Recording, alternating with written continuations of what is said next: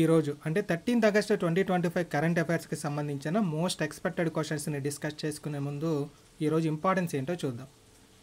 Organ donation అంటే అవయవదానం గురించి ప్రజల్లో అవగాహన కల్పించే లక్ష్యంతో 13th ఆగస్ట్ని every year world organ donation day ప్రపంచ అవయవదాన దినోత్సవంగా జరుపుకుంటాం. ఈ ఆర్గాన్ డొనేషన్ డేకి ప్రతి సంవత్సరం ఒక థీమ్ లేదా ఇతివృత్తాన్ని ఇవ్వడం జరుగుతుంది. ఈ సంవత్సరం అంటే 2025 వరల్డ్ ఆర్గాన్ డొనేషన్ డే యొక్క థీమ్ ఏంటంటే ఆన్సరింగ్ ద కాల్. ఒక పర్సన్ తన ఆర్గాన్ని డొనేట్ చేయడం ఎంత ముఖ్యమో ఆ ఆర్గాన్ ఇన్ టైంలో సేకరించి ప్రాపర్గా ప్రిజర్వ్ చేసి ట్రాన్స్పోర్ట్ చేసి అది చెడిపోయేలోపు వేరే వ్యక్తికి అమర్చడం కూడా అంతే ఇంపార్టెంట్. సో ఈ పనులన్నింటినీ చేసే ఆర్గాన్ డొనేషన్ కమ్యూనిటీలోని ప్రొఫెషనల్స్ లేదా నిపుణుల యొక్క కీలకమైన పాత్రని గుర్తిస్తూ వాళ్ళ డెడికేషన్ అండ్ టీమ్ వర్క్స్ని హైలైట్ చేయడానికి ఈ థీమ్ని సెలెక్ట్ చేసుకోవడం జరిగింది. నెక్స్ట్ ఇంకా ఈ 13th ఆగస్ట్ని ఇంటర్నేషనల్ లెఫ్ట్ హ్యాండర్స్ డేగా కూడా జరుపుకుంటాం.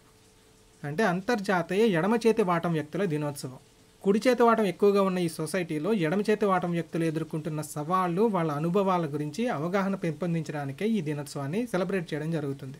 నెక్స్ట్ మన క్వశ్చన్స్కి వచ్చేస్తే ఫస్ట్ క్వశ్చన్, భద్రాచలం సీతారామచంద్ర స్వామి దేవస్థానానికి ఇంటర్నేషనల్ ఆర్గనైజేషన్ ఫర్ స్టాండర్డైజేషన్, దీన్నే షార్టర్ ఫామ్లో ISO అంటాం. ఈ ISO యొక్క గుర్తింపు లభించింది.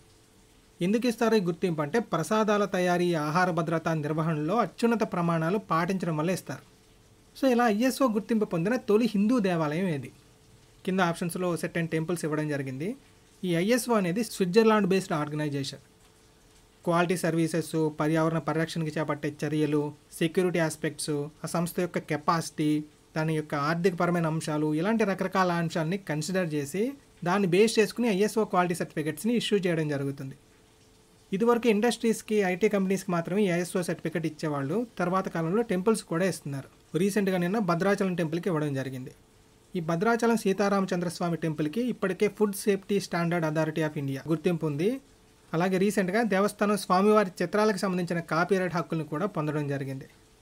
ఇంకా క్వశ్చన్ విషయానికి వస్తే ఇలా ISO గుర్తింపు పొందిన తొలి హిందూ దేవాలయం ఏది అని అడిగారు. ఇక్కడ చాలామంది చేసే తప్పు ఏంటంటే ఆప్షన్స్లో ఏదైనా పెద్ద ఫేమస్ టెంపుల్ ఉందనుకోండి, అదే పిక్ చేసుకుంటాం. ఎందుకంటే ఇది ఫేమస్ టెంపుల్ కాబట్టి దీనికే ఫస్ట్ వచ్చి ఉంటుందని చెప్పి. సో ఇంటెన్షనల్లీ ఆ పెద్ద టెంపుల్స్ని అవాయిడ్ చేసి ఇక్కడ ఆప్షన్స్ ఇవ్వడం జరిగింది. నెక్స్ట్ పాయింట్ ఏంటంటే క్వశ్చన్ జాగ్రత్తగా చూడండి. హిందూ దేవాలయం అన్నాం కానీ భారతీయ దేవాలయం అనలేదు. సో ఆ హిందూ టెంపుల్ ప్రపంచంలో ఎక్కడైనా ఉండొచ్చు. క్వశ్చన్ని సరిగ్గా చదవకపోతే ఇలాంటి విషయాల్లో మార్కులు పోయే అవకాశం ఉంది. నెక్స్ట్ ఇక్కడ కరెక్ట్ ఆన్సర్ ఏంటంటే శ్రీ సుందరరాజ పెరుమాళ్ ఆలయం. ఇది మలేషియాలో ఉంది. దాదాపు 135 సంవత్సరాల పురాతనమైన ఈ ఆలయానికి ఎప్పుడో 2007లోనే ఈ ISO గుర్తింపు లభించింది. This is the first Hindu temple in the world to receive the ISO certification. Next Madurai Meenakshi టెంపుల్కేమో 2011లో ఇచ్చారు. కర్ణాటకలో ఉన్న మాలే మహదేశ్వర ఆలయానికేమో 2012లో ఇచ్చారు. మన యాదగిరిగుట్ట టెంపుల్కేమో 2018లోనూ, సింహాచలం వరాహ లక్ష్మీ నరసింహ ఆలయం, అదేవిధంగా బుర్జుపేట కనక మహాలక్ష్మి టెంపుల్స్కేమో 2021లో ఈ ISO గుర్తింపు ఇవ్వడం జరిగింది. ఓకే, సో ఇక్కడ కరెక్ట్ ఆన్సర్ ఏంటి? సుందరరాజ పెరుమాళ్ ఆలయం. ఎప్పుడు ఇచ్చారు దీనికంటే 2007లో ఇచ్చారు. నెక్స్ట్ సెకండ్ క్వశ్చన్, భారత సైన్యం యొక్క సూర్య కమాండ్, దీన్ని సెంట్రల్ కమాండ్ అని కూడా పిలుస్తారు. ఇది రీసెంట్గా ఏం చేసిందంటే ఒక ఆర్గనైజేషన్తో టైఅప్ అయింది. ఏంటి organisation? Drone federation of India, DFA అంటాం దీన్ని షార్టర్ ఫామ్లో. This is a non government non profit organisation. So ఏం చేస్తుంది డ్రోన్ ఫెడరేషన్ ఆఫ్ ఇండియా అంటే డ్రోన్స్ని తయారు చేస్తుంది. భారత్లో UAV అంటే ఇక్కడ అన్మాన్డ్ ఏరియల్ వెహికల్ అని అర్థం. మానవరహిత వైమానిక వాహనాల మీద పరిశోధనల్ని చేస్తుంది. ఈ DFIతో కలిసి సూర్య కమాండ్ అనేది రీసెంట్గా హిమాచల్ ప్రదేశ్లో ఒక first of it kind drones కాంపిటీషన్ని కండక్ట్ చేయడం జరిగింది. దీని పేరేంటంటే సూర్య ద్రోణతాన్ 2025. నెక్స్ట్ క్వశ్చన్, అత్యంత ప్రతిష్టాత్మకమైన 38వ బొగోటా ఇంటర్నేషనల్ బుక్ ఫేర్ 2026, దీనిలో గెస్ట్ ఆఫ్ ఆనర్గా పాల్గొనడానికి భారత్ని సెలెక్ట్ చేసుకోవడం జరిగింది. ఈ బొగోటా ఇంటర్నేషనల్ బుక్ ఫేర్ అనేది ఏ కంట్రీలో జరుగుతుంది? కొంచెం జాగ్రఫీ ఐడియా ఉంటే ఇటువంటి క్వశ్చన్స్కి ఈజీగా ఆన్సర్ పెట్టవచ్చు. ఈ బొగోటా అనేది capital and largest city of Colombia. So obviously ఈ బుక్ ఫేర్ అనేది ఎక్కడ జరుగుతుందంటే కొలంబియాలో జరుగుతుంది. నెక్స్ట్ క్వశ్చన్, మొట్టమొదటి MS Swaminathan food and peace award గ్రహీత ఎవరు? భారత హరిత విప్లవ పితామహుడు ప్రొఫెసర్ MS స్వామినాథన్ గురించి నిన్ననే మనం కరెంట్ అఫైర్స్లో డిస్కస్ చేసుకోవడం జరిగింది. ఎందుకు చేసుకున్నాం? ఈయన జన్మించింది 7th ఆగస్ట్ 1925. సో ఈ 7th ఆగస్ట్ 2025కి 100 years కంప్లీట్ అవుతుంది. దీనికి గుర్తుగా ఈయన జీవిత చరిత్రని రీసెంట్గా రిలీజ్ చేస్తారని చెప్పుకున్నాం. ఆ బుక్ పేరేంటి? MS Swaminathan the man who fed India. ఆ బుక్ రాసింది ఎవరంటే ప్రియంవదా జయకుమార్. నెక్స్ట్ ఈయన 100వ జన్మదినం సందర్భంగా భారత ప్రభుత్వం రీసెంట్గా ఒక 100 రూపాయల స్మారక నాణ్యాన్ని కూడా రిలీజ్ చేయడం జరిగింది. ఇంకా ఈయన కృషికి గుర్తింపుగా భారత ప్రధాని నరేంద్ర మోడీ ఈయన పేరు మీద ఒక అవార్డుని నెలకొల్పారు. ఏంటి అవార్డు అంటే MS Swaminathan award for food and peace. ఈ అవార్డు ఎవరికి ఇస్తారంటే ఈ ఎంఎస్ స్వామినాథన్ లాగే డెవలపింగ్ నేషన్స్లో అంటే అభివృద్ధి చెందుతున్న దేశాల్లో ఆహార భద్రత, శాంతి మీద ఎవరైతే వర్క్ చేస్తారో అలాంటి వాళ్ళకి ఇస్తారు. సో దీన్ని రీసెంట్గా ఎస్టాబ్లిష్ చేశారని చెప్పుకున్నాం కదా ఈ అవార్డుని. మరి ఫస్ట్ టైం ఈ అవార్డు ఎవరికి ఇస్తున్నారంటే 2025 సంవత్సరానికి గాను నైజీరియన్ సైంటిస్ట్ అయిన అడిమోలా అడెన్లేకి ఇచ్చారు. నైజీరియాలో ఆకలిని ఎదుర్కోవడానికి ఈయన చేసిన కృషికి గుర్తింపుగా ఈ అవార్డుని ఈయనకి ఇవ్వడం జరిగింది. Next question. ఇండియన్ రైల్వేస్ రీసెంట్గా Asia's longest long freight train అంటే సరుకుల్ని రవాణా చేసే అతిపెద్ద ట్రైన్ని విజయవంతంగా ప్రయోగించడం జరిగింది. ఆ ట్రైన్ పేరేంటంటే రుద్రాస్త్ర. సో ఇక్కడ కరెక్ట్ ఆన్సర్ ఏంటంటే రుద్రాస్త్ర. ఇక్కడ ఇంకొక చిన్న పాయింట్ ఏంటంటే రుద్రాస్త్ర అనే యూఏవి కూడా ఉంది. యూఏవి అంటే ఏం చెప్పుకున్నాం ఇంతకుముందు మనం, అన్మాన్డ్ ఏరియల్ వెహికల్ అంటే ఒక డ్రోన్ అనమాట. సింపుల్గా చెప్పాలంటే రుద్రాస్త్ర అనే ఒక డ్రోన్ కూడా రీసెంట్గానే జూన్లో లాంచ్ చేయడం జరిగింది మన ఇండియన్ గవర్నమెంట్. సో రెండింటికి కన్ఫ్యూజ్ అవ్వద్దు. రుద్రాస్త్ర అనే డ్రోన్ ఉంది, అదేవిధంగా రుద్రాస్త్ర అనే అతిపెద్ద సరుకుల రవాణా ట్రైన్ కూడా ఉంది. Okay, next question.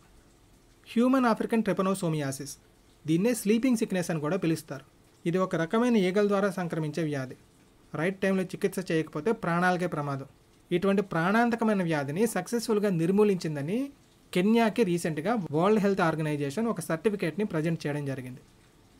సో ఇక్కడ కరెక్ట్ ఆన్సర్ ఏంటంటే కెన్యా. Next question. ఇటీవల వార్తల్లో నిలిచిన పార్థీనియం అంటే ఏంటి? రీసెంట్గా అస్సాంలో ఒక 3 డే క్లీన్లీనెస్ డ్రైవ్ జరిగింది. దాని పేరు ఏంటంటే పార్థీనియం ఫ్రీ ప్రొబిటోరా. ఈ క్లీన్లీనెస్ డ్రైవ్ లక్ష్యం ఏంటంటే అస్సాంలోని ప్రొబిటోరా వైల్డ్ లైఫ్ శాంక్చురీ ఉంది, దీన్ని పార్థీనియం రహితంగా చేయడానికి. అసలు ఏంటి పార్థీనియం అంటే ఇది ఒక ప్రమాదకరమైన కలుపు మొక్క. విపరీతంగా పెరిగిపోతూ మానవులకి, పశువులకి, పక్షులకి, యానిమల్స్కి, పర్యావరణానికి కూడా విపరీతంగా నష్టాన్ని కలిగిస్తుంది. ఏంటి దీనివల్ల ప్రాబ్లమ్స్ అంటే మనుషుల్లో రకరకాల చర్మ సంబంధమైన వ్యాధులు వస్తున్నాయి, శ్వాస సంబంధమైన వ్యాధులు వస్తున్నాయి. అలానే భూసారాన్ని పీల్చేసి ప్రొడక్టివిటీని కూడా తగ్గించేస్తుంది ఇది. అదేవిధంగా roads, railway tracks, canals, drainage systems ఇలా ఎక్కడ పెడితే అక్కడ విపరీతంగా పెరిగిపోయి వాటన్నిటిని కూడా బ్లాక్ చేసేస్తుంది. సో ఇక్కడ కరెక్ట్ ఆన్సర్ ఏంటంటే ప్రమాదకరమైన కలుపు మొక్క. Next question. యాక్చువల్లీ ఈ క్వశ్చన్ని చాలా రకాలుగా అడిగే అవకాశం ఉంది. లైక్ ఈ మానస్ హెల్ప్ లైన్ని ఏ సమావేశంలో లాంచ్ చేశారని అడగొచ్చు. ఈ 7th apex level meeting of the narco coordination centre అనేది ఎక్కడ జరిగిందని అడగొచ్చు.